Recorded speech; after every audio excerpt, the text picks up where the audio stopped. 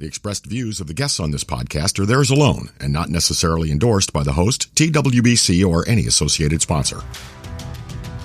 Conversations that are robust yet balanced, on point and to the point. You are listening to the talk of tournament water skiing. This is the TWBC podcast. And now, here's your host, Tony Lightfoot. Well, greetings one and all, and welcome to this latest edition of the TWBC podcast. I am your esteemed host, Tony Lightfoot, and thanking you for your support once again on this ever-growing water ski podcast. All right, then. So it's almost coming to an end. Our trip to Europe, which started off in Greece and continued on to San Gervasio with a week in between to end off with the Europe and Africa Water Ski Championships. We're about 48 hours from getting on a plane and making our way back to North America. And I'm actually gonna make this podcast episode more about the crew rather than myself. And with that, I'm gonna throw to our crew members. Got Vincent Stadelbauer here. Say hi. Hello, everyone. This is Vince. All right, glad to be here. And I've got Connor Pauly. Hi, Tony. Thank you for having me. And last but by no means least, Jeremy Scholl. Hello, everyone. Great to be here. All right, then. And with that, I'll hand this microphone over to Jeremy. You hand over yours to Connor. And let's fire away. Fire away. Look, it's so incredible to be here in Italy and Jolly Ski Lake because, they treat us so well, and it's always a pleasure to come back here. I think more of the extravagance behind this is spending time with the crew for the past 4 years and getting to travel overseas with them and experience all the memories together and cherish times with Tony, cherish times with Vince, and even Jeremy for this matter. We all have a blast on the crew. Thank you, Vince, for having us. Thanks a lot, guys, for coming. Joining what Jeremy and Connor said, it's unbelievable the amount of traveling we do together and what we can achieve together. It's definitely been a fun trip, and I'm kind of sad that it's coming to an end. Thanks a lot to George Hatsis to make us be able to go to Greece and to Europe for that matter, and to Matteo Luzzeri for also having us for the 7th time, I believe, if I'm not mistaken. Without those two tournament organizers and without a webcast sponsor, we wouldn't be able to do the trip over to Europe. So it's definitely a big highlight for us as TWBC to be able to go to Europe every summer, and we're definitely looking forward for next year. All right, then. Well, with that, let's go to the very beginning of the European trip, and it has to start from somewhere. It starts from Orlando, and it starts with all of the crates. Vince, kind of give us a broad idea of what kind of ordeal awaits us whenever we travel to an airport with 20 plus cases. Well, as you say, that's a bit the problem, is we never know what we're really walking into. It's definitely traveling for us is not easy. It's the biggest concern. It's the thing holding us down the most is the traveling. It's expensive. It takes a lot of effort. But as Tony said, we left from Orlando. We flew with United. That's a company that we can fly with. They allow us to take a lot of bags for a fair amount of price. It takes 22 cases to do what we do. It takes about 1,200 pounds worth of gear that we're hauling around, and it's definitely a bit expensive. But we had a fairly smooth trip coming over to Greece first. That was the first stop.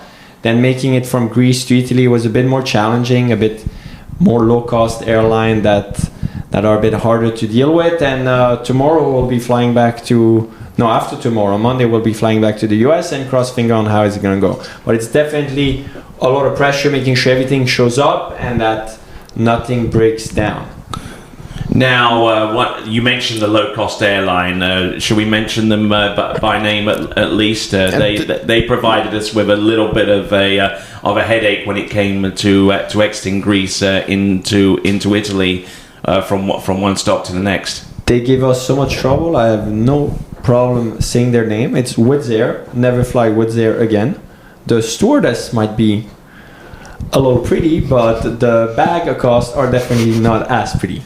So if you're traveling with a ski bag, don't travel with Wizz. If you're traveling with a backpack, you might have a good experience on their airline. Yeah. All right, then. Any comments there, Jeremy? Because you're eager to... Well, absolutely. I would say, yeah, the stewardess and everybody, they're young and pretty and nice. But if you're traveling with one bag on your bag, it's a great airline. But we have 22 cases that weigh more than we do. So, yeah, it makes a big challenge. It starts off like a little better price, but then it becomes more expensive. And one of the things that kind of sets Greece apart from a lot of places is the smoking. That's the thing, you know, because I mean, almost every other person is puffing away on cigarettes, and they seem to smoke with very, very little regard of everyone behind you, you know. And you know, I mean, Greece was a fabulous spot. I mean, like cuisine and everything, and the nightlife and the hospitality that was granted to us during the Kaiaphas event. Not to mention the fact that Kaiaphas was just an absolutely mind-blowing event itself.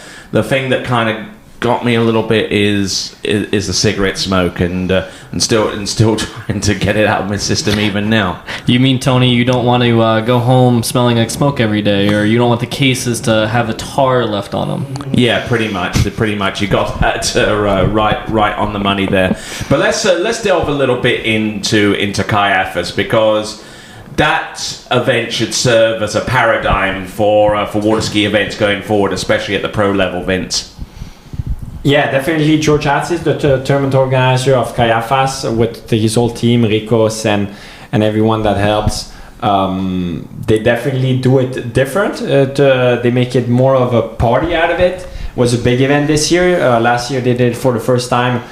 There was a bit less pros because it was the first edition, was colliding with another event. But this year they had everyone and they stepped it up themselves. It was even more of a bigger party, more amateur skier, a bigger tournament over 3 days, and they're able to have a lot of people on shore and make really a party out of it. Definitely an example to try to follow. Definitely not a fairly easy example to follow. But yeah, if you're in a position to be able to have people at a water ski site and have people to actually come out and watch, do so. Definitely, George put on a great event, and us as a webcast company, we're a bit more ready for it. Last year, we didn't really know what we were diving into, and there was noise everywhere and people walking everywhere and people almost blocking Tony's view of the TV and all that. But this year we're a bit more ready for it. We're blocking off areas. We're moving speakers as we're going, and definitely enjoyed it a lot. And that's big time one that I'm looking for next year. Yes, I'm definitely looking forward to it this year, and I'm kind of wondering, how does George Hatsis step it up from this year? Because I mean, we were prepared so far as webcasting event, but we were not prepared for how much he was going to step it up from last year to this year. I mean, case in point, I mean, he had like the exploding pyrotechnics and like the streams and stuff like that. Almost took our drone down there, Jeremy, right? Yeah, absolutely. And you know, for me, the music's fantastic. You know, I'm probably one of the 8% that really love it, enjoy it, but I think everybody does, just because it's just great. It's a great vibe. People are having fun. You know, they're learning about water skiing. There's a lot of new people there, and it's packed. Everybody's there to have a great time. Yeah, me being the drone pilot on TWBC, especially when those streamers came down, I didn't really know what to do, but like everything was just so chaotic but so much fun. It's like Vince said, it's definitely something to follow, but I don't think you can do the same vibe as Kaiaphas. Kaiaphas is one of its own. I wasn't sure what to film. I was busy filming the crowd, then there was skiing, the guys were running 41. It was a tournament for the records. I can't imagine anything more. And the guy on the stilts and the jugglers and the dancing girls on the, I mean, it was hard to focus out there, you know. And the publicity for the event, oh my word. I mean, every single day George Hatsis event was on TV, and every time you drove into the town, you just couldn't avoid him. He was on every freaking corner, you know, on every poster you could see about the event. George Hatsis was there. Definitely. We all say, all the skiers were saying this is the Greek vibe, but this was definitely the Greek vibe. The Greek skiers are the only one that can put it, and the fact that we were in Greece and the way the event was running was definitely exciting. All right then. So we'll continue on from Greece, and a tournament with a little bit of a different vibe was San Gervasio, which was the next tournament we flew to out of Athens using Wizz Air into Malpensa. And our transportation was a little bit different this year. I mean, we actually got a full-size transit van, and everything fit like a Tetris puzzle. So we had that going for us. And the San Gervasio Pro-Am, I mean, in its 9th edition, will celebrate the 10th year anniversary, and I think they're well on their way to pulling off for something real big next year. But for the time being, they still came through very, very well with this event. And Connor, maybe you can describe it a little bit for us. Yeah, so the feeling going from Caiaphas to more of a standard tournament, I was a little down coming into it, knowing just what we came off of. But going into San Gervasio and seeing the site for the first time and experiencing everything for the first time, it lifted me right back up. I'm like, I am glad I am here at Matteo's site, and we are going to see some really good scores behind these Malibus. Vince was out there skiing in the amateur event along with Jeremy. Talk about how you feel on the water at the San Gervasio. Well, I mean, San Gervasio is a fantastic tournament, and Matteo was saying, how do I do this? How do I make it like Caiaphas? And I'm like, you don't. You do it your way. You do your thing. Because what you're doing, in my opinion, is a fantastic, beautiful tournament where you feel very appreciated. The bibs have your name on it. There's a lot of messages. There's notes. There's personal notes inside your bags. What they do here at Jolly Ski is, I think it's second to none. And definitely San Gervasio for us as TWBC and for me personally is a bit the home away from home. Matteo is the first person that hired us outside Swiss, and personally Matteo has always been a very good friend to my brother, very good friend to my family. So it always feels good to be in San Gervasio. The tournament keeps growing every year. He sells out on the amateurs entries in something like 40 minutes. 50 amateurs sign up for his tournaments already 4 months out. So yeah, the tournament is definitely a must to be at. TWBC feels very comfortable at it, and it is the pioneer of pro skiing in Europe. Matteo said it when he did it, and now all the pro events that happens in Europe, it's thanks to Matteo's event and Matteo's events only. This I believe strongly into it. There used to be a long, long time ago, and this was celebrated on an NBC sitcom called Cheers, a place where everybody knows your name. And you could say the same for La Campagnoli, just down the road here, because, I mean, with TWBC visiting there every night or every other night, the waitress staff there knows your gluten allergies, Vince, knows your name, you know their name, you know the owner, and I mean, it's just one of those ideal situations from a culinary standpoint. Yeah, it's definitely a camaraderie. There's a restaurant right down the road where we do the opening ceremony of the San Gervasio Pro-Am, and as Tony said, the waiters have been there forever. The owner is a good friend of Matteo. He comes and watch the water skiing during the event. And the Campagnole is also the home away from home. It's the restaurant that I feel if I own a restaurant, I would like to have the restaurant like that. It's definitely a must see. You must come to Italy just for that restaurant almost. Even the camaraderie from the Campagnole. I mean, I'm walking to the lake yesterday morning, and I'm joking about hitchhiking on my Instagram story, and not even 30 seconds later after I post that video, the owner of the Campagnole stops. He asked me if I want to ride for the 20-minute walk. I mean, the feeling that you get when you're in San Gervasio, it's small town, but wow, everybody cherishes everybody, and you can definitely feel that love when you get onto the site and even in the city town of San Gervasio. What about you, Jeremy? I would say, that's probably my favorite place in Europe to eat. They invite us in, and we come there all sweaty and dirty and stinking of lakes and all sorts of things, and they don't turn us down. They always let us in there, and everybody gets what they want. We eat well, and it's packed every weekend. It's right smack bang in the middle of the cornfields and whatever's growing around. And this place, serves you stuff on a plate that was actually grown and made there. I mean, that's the best part, Tony. It's the best part. I mean, the food is fantastic. It's farm raised, food, dairy, meat, vegetables, and you just can't get a better experience right there. And so for me, I'm really happy to be there, and I look forward to it again. Absolutely.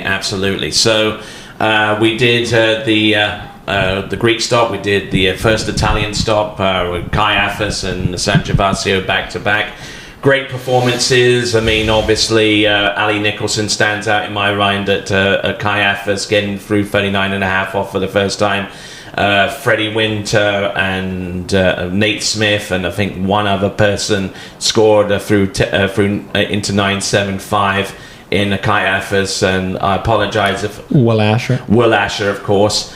And then Freddie Winter again into San Gervasio into 9.75 meters again. So, I mean, we had some great skiing not only in the amateurs but also in the pros as well. And the pro head-to-head battle between Freddie Winter and Thomas de Gasperi was one for the ages, Vince.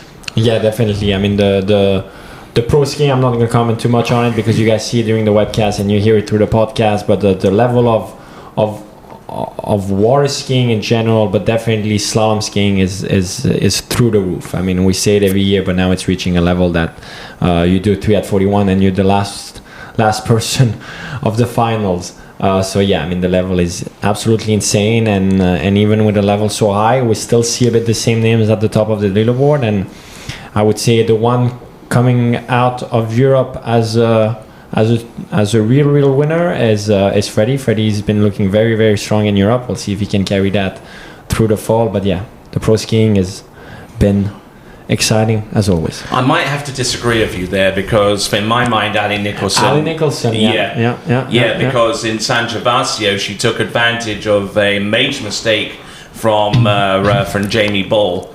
I was a bit too focused on the guys. So on the guys' end, for me, Freddie, and on the women's end, Ali Nicholson definitely very consistent, ran 39 for the first time, but at the same time, not to underestimate it. Jamie Ball that ran 39 at every tournament on her work so too. So both HO skiers definitely making it up.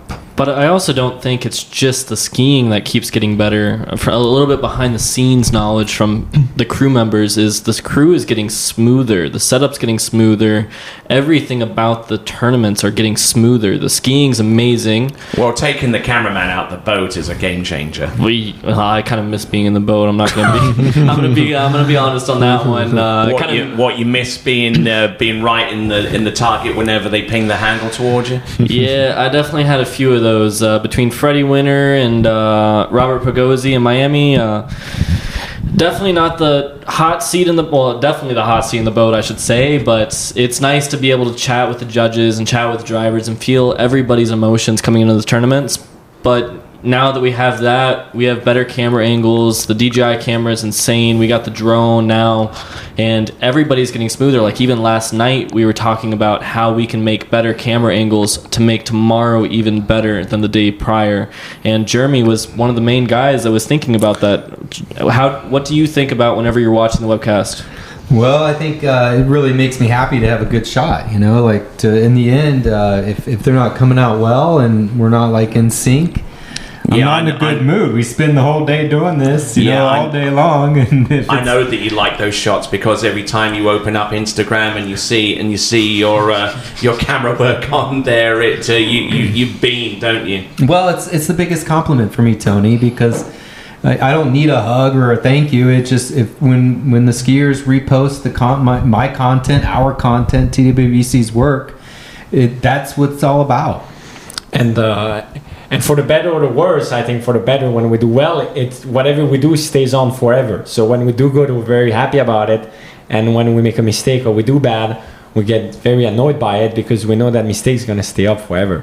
So that's what I like in what we do. And that's what I think keeps pushing the crew to do well is, if you make a mistake, everyone's going to get to see it until YouTube exists. Now let's talk about a little downside that happened at the San Gervasio during the men's finals. Talking about that, Vince, you were super down about it because it's something out of our control. We lost internet in the major finals after the skiing was incredible. Yeah, that was very frustrating, and that was unnecessarily failure that we couldn't have any control. The Luteri family have worked very hard during the winter to provide us better internet. As Tony mentioned, San Gervasio, it's fairly remote, so it's very hard to get internet. They spent literally the whole winter getting better internet. They got better internet. We were able to have much better quality. We did 3 days of event without any problem, and obviously in the men's head-to-head final, right after Freddie Winter ran 10.7, Thomas De Gasperi was about to go 10.7. When the heat of the moment, we lost internet, and we only gained it back when the skiing was done, pretty much 5 minutes later. This is not the host, not the organizers' problem. It's not the organizers' fault. It's not our fault. There's nothing really we can do about it. But it's definitely those things that when you webcast, you're exposed a bit to the element. As much as we don't like it, and I try to not think about it, we are truly exposed.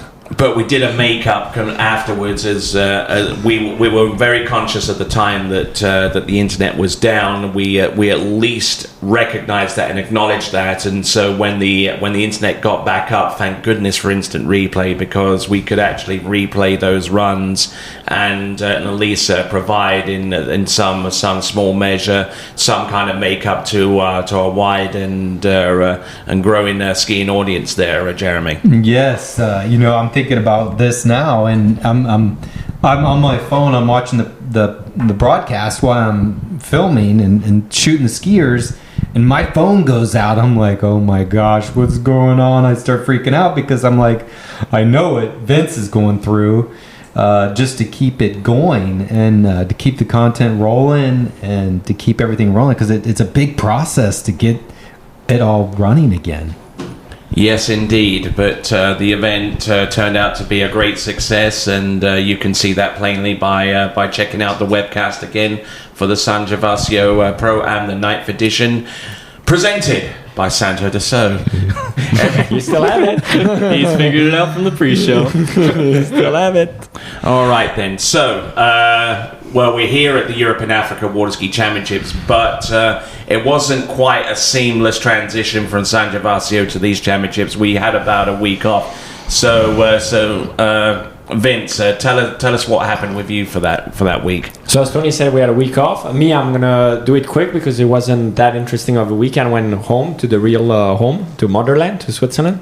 I enjoyed 3 days in the mountain and 3 days in the city, and then make it back to pick up the crew. Visions of sound of music. Exactly. I went to Serenity, the mountain, no cables, no computer, almost no phone. Just a dirt bike and myself, and did that. Got some rest a little bit. Got to ski a little bit before Europeans, but I'm gonna leave it to you. You guys had a fun trip. Yes, indeed. And between Connor and Jeremy and myself, we took it upon ourselves to take the train. We'd already purchased Eurail passes to cover the train tickets. All we had to do is cover the reservations wherever they came into play. But Connor, your experience with European trains when we started off in Brescia. So at first I was planning on doing the trip with you and Jeremy, but we'll hear about that shortly. And I figured out all the trains got booked. So I took a slightly different trip than you guys, but I had an absolute blast on my trip. A little bit confusing at first. I'm used to cars and planes. Trains is something else that I have not been used to so much. So you're not the only one. Most people in the United States are not used to the concept of traveling by train for pleasure. Exactly. He's from Tampa. Yeah, I'm from Tampa, but no, it was a great trip. I had a friend come with me, and we took beautiful photos all over, and that's really what the trip for me was about, was taking photos in front of these incredible places. I met up with friends. I went to Venice, made some friends in Venice, and then I went to it was Paris. hot in Venice. Oh, dude. It was ridiculous. But we had a very nice crew dinner in Venice, though. The last night before we all split off, we all worked as a team, and Jeremy cooked an amazing meal. Thank you so much. My pleasure.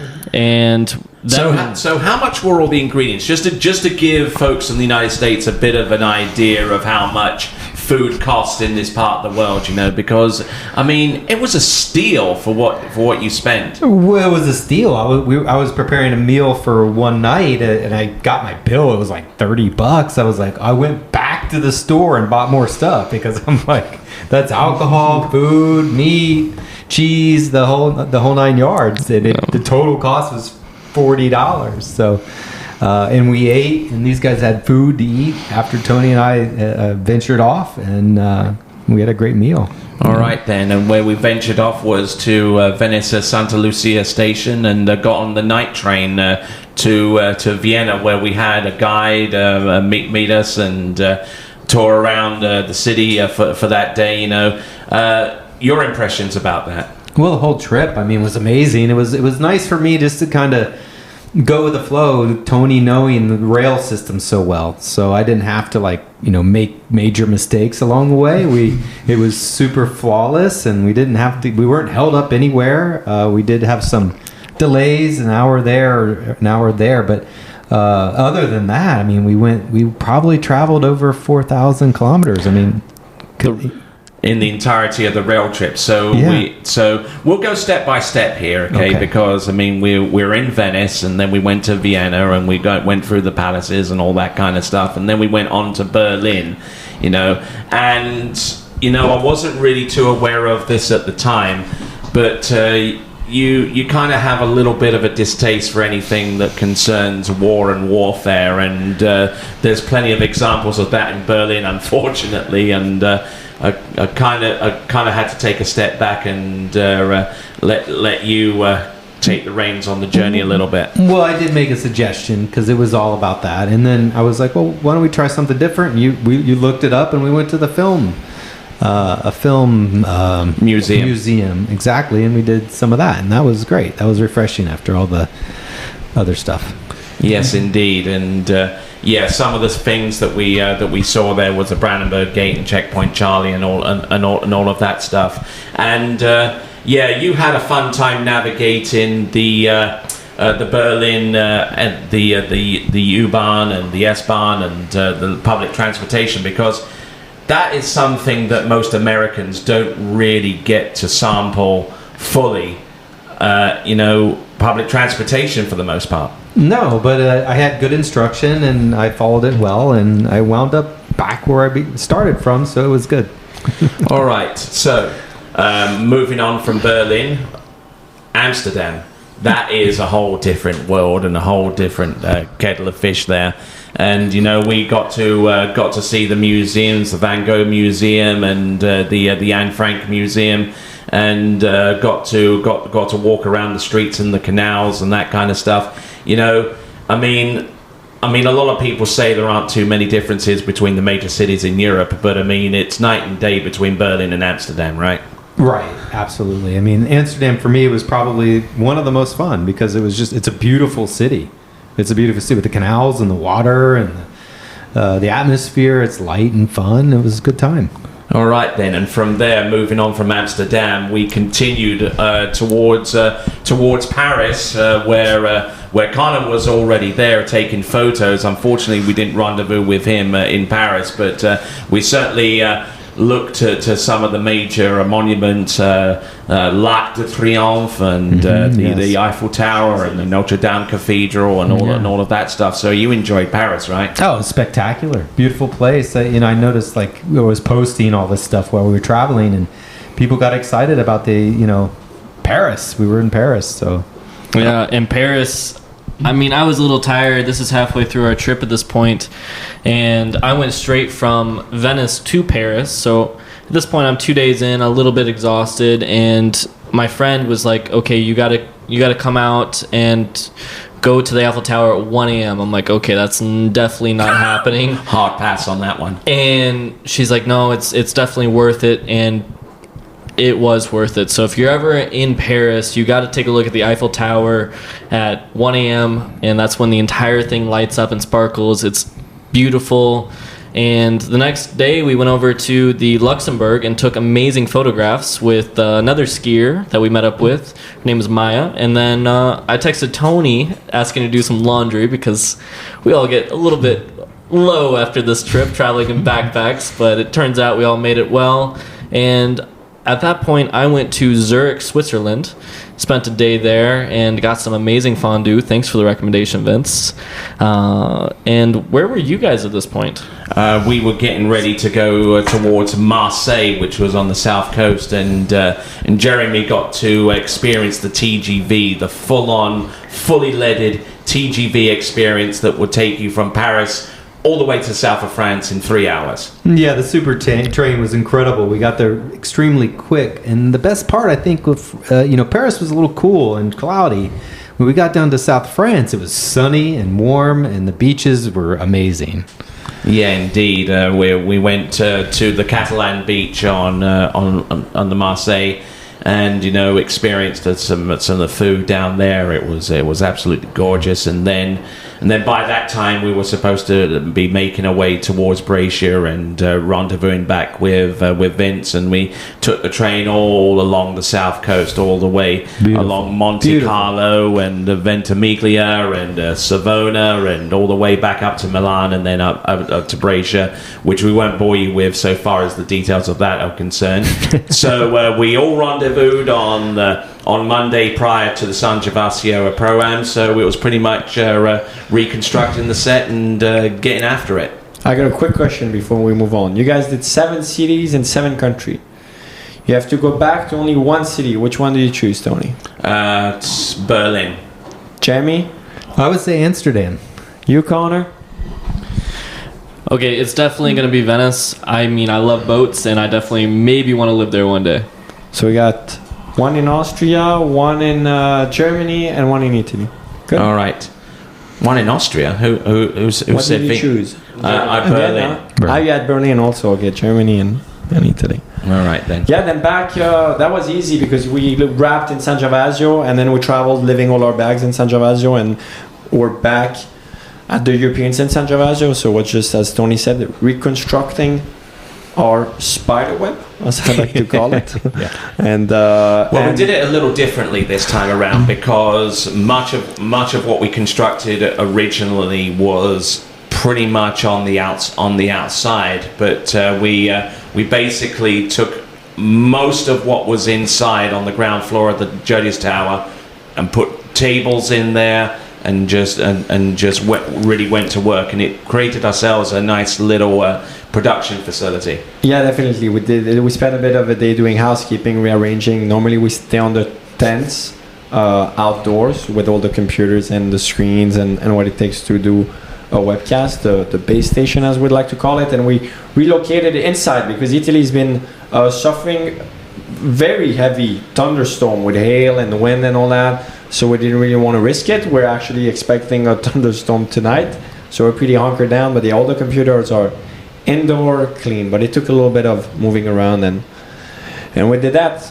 And where did we go? And where did we go to eat after we all arrived? And Campagnoli. Campagnoli again. I mean, for those of you that have never been to this part of the world, you've got no idea how good this place is. Absolutely, Definitely. Yeah. And then Europeans, whereas we're recording this, we're 2 days in. We got 1 day to go, final, and then we'll be back in the US on Monday. Okay, so far as the European Championships are concerned, we've done all the elimination rounds. So kind of what stands out for you in terms of performance? For me, it's Vincenzo Marino getting into 10.25 for the first time. Yeah, Vincenzo Marino running 10.7 for the first time. That is standing out. In women's slalom, the score to make the final, I think it's been the highest in the past 3-4 years. It took 2:11 this year to make the final, so that's nice to see. A full stack Ukrainian team, that's nice to see. Yeah, with a lot of youngsters. Most of them are hard as it gets in trick and in jump, also in slalom, but in trick and jump definitely impressing me. Most of them are under 15. Yeah, exactly. At this Open European, we have technically the under 14 category, under 17, under 21, Open plus 35 and plus 45 all competing under the Open European. So that's pretty cool to see. Gennady as well. Gennady Gurelia going out and skiing at 36 in slalom and taking the ramp and going in overall. That's definitely a performance that stands out. And then a big. It will by the time this podcast comes out, you guys will all know. But I'm rooting for Tigas. I'm big time rooting for Tigas to take his 10th win, 4th in a row. We'll see. We'll know tomorrow, and you guys will definitely know by the time this thing gets posted. But I'm rooting for Tigas. And I'm also rooting for our crew member, Miss Alice Bagnoli, absolutely killing it. TWBC, this event, the water skiing crew on TWBC, Vince almost made it into the finals and skied. What was the score again? 2 at 39. Yeah, 2 at 39. Absolutely impressive. And Alice's been killing it in jump and tricks, and even today in slalom. She's actually the only female competitor in overall with markers in all 3 finals. Well, that is that's news to me. Not even Janina has that. Wow. Yeah. She is killing it this season. Leche. Let's go, Alice. We love you. Vince loves you. What about you, Jeremy? Well, for the win, you mean? I don't know. It's gotta. There's 3 in my mind right now that are going to do it. It's basically Brando or T-Gas.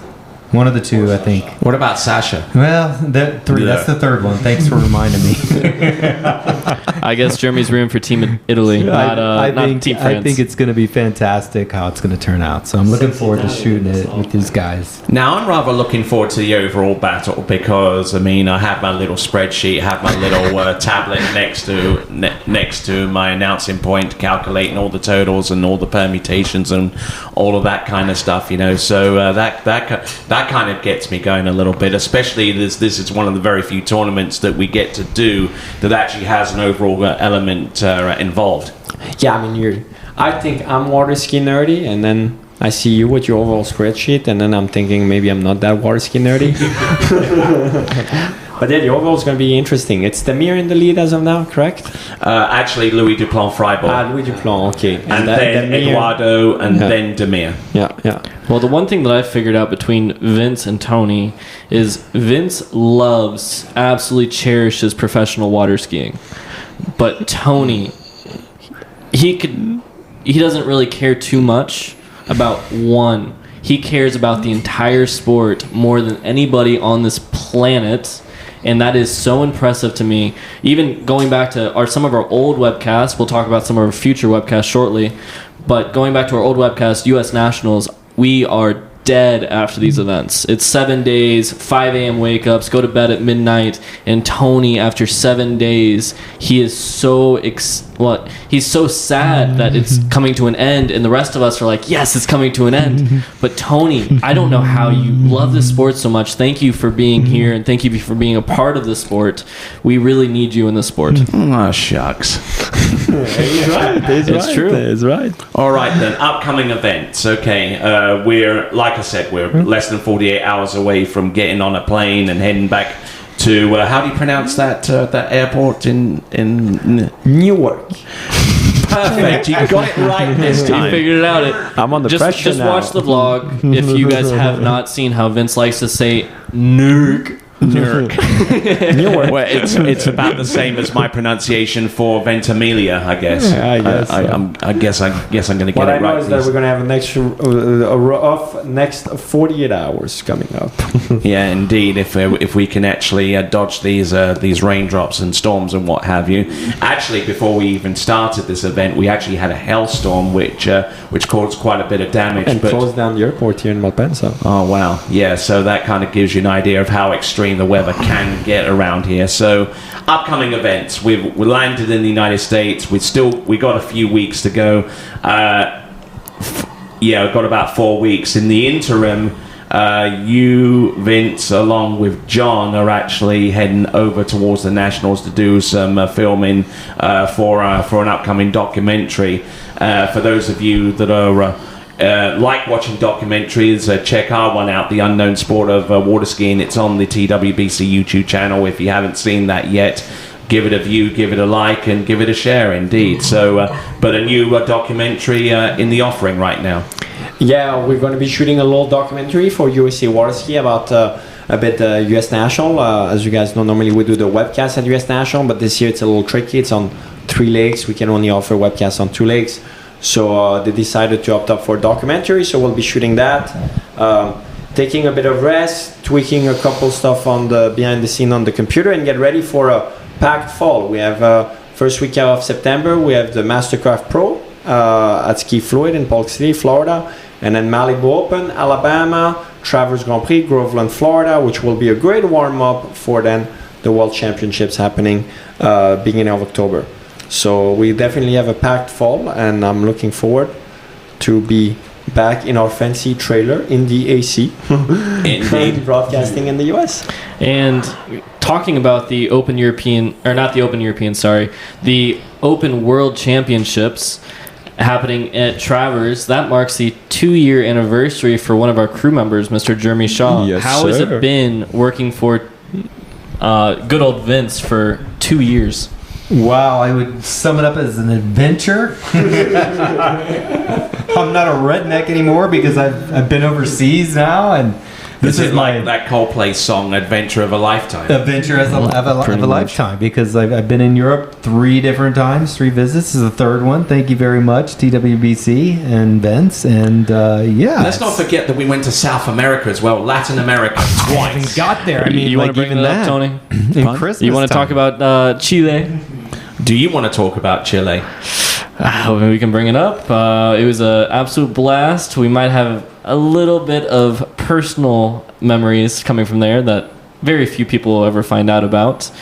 And But- some of them that were made very, very public with a viral video, of course. Yeah, you can't forget about the viral video. South America was definitely memories for a lifetime, and I can't wait to make numerous memories with this crew for the upcoming events and just basically move on from what's happened in the past and keep growing and expanding for the future. I told Jeremy when he started working for us, you'll see, you'll be traveling between 50 to 70,000 miles a year. He never believed me. No, What do you think? What do you think crazy. now? What do you I thought think you were now? crazy. I added it up. I set my Google up so I could measure every footprint, and it was 60,000 plus my first year with TWBC. 60,000 plus from Chile to Europe twice in that year. So I'm a believer. And if you guys want, send in your applications to the Waterski Broadcasting email for Info at more. waterskibroadcasting.com. Yep, info at waterskibroadcasting.com for job applications, so you can travel 65,000 miles per year and work for Vince and Tony and spend numerous memories just the same way I did. Apply for your passport, folks. You're going to need it. It's a bumpy ride.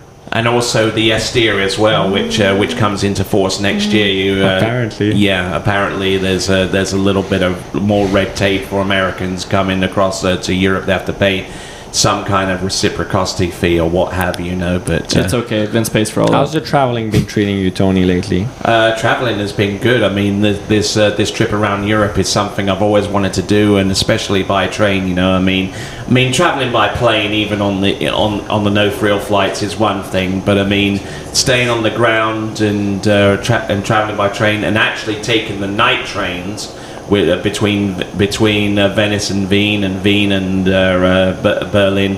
I mean that was everything I could have hoped for and then some. And I think this trip is kind of the first trip as a crew where we're all of us a bit down to go home. Normally, I mean, like everyone, you go away from home, you're happy to be somewhere else, but after a while, you're looking forward to be home. Now it's been a month we've been in Europe. We've been working a lot, and it feels like everything is smooth, and it feels like we could stay here for another month. I'm almost sad to be going home so soon, All right, then, but home we will have to go within the next 48 hours. For those of you that are wondering what that noise is in the background, those are my clothes going through the spin cycle at the moment, making sure I've got some clean stuff to wear on the trip back. But this has been the latest edition of the TWBC podcast. My name has been Tony Lightfoot, and on the behalf of Vincent Stadelbauer, Connor Pauly, and Jeremy Scholl, it is ciao for now. Thank you for listening to the TWBC podcast. Be sure to check out our website at waterskibroadcasting.com. Links to our presence on major social media platforms can be found there, as well as updates to our webcast and this podcast. Duplication or rebroadcasting of this broadcast without written consent of TWBC is prohibited. Subscribe to us on your favorite podcast platform and be sure to join us next time for the next edition of the TWBC podcast.